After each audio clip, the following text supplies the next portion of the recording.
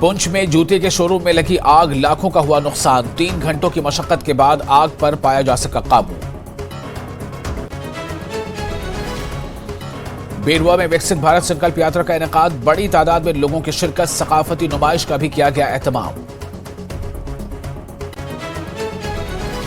Lieutenant governor Manoj Sinha आज करेंगे बाबा बंदा सिंह जी के मुजस्मे की नकाब कुशाई, वीर बाल दिवस प्रोग्राम में करेंगे शिरकत।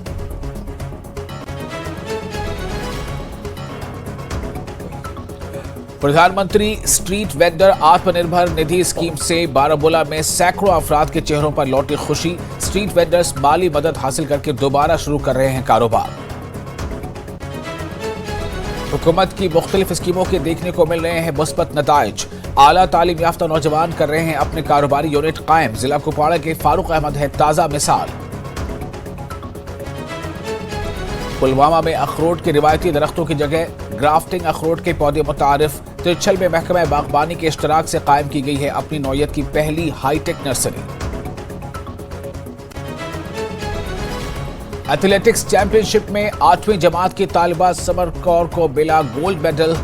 अंडर 14 लॉन्ग जंप में हासिल की कामयाबी। Presented by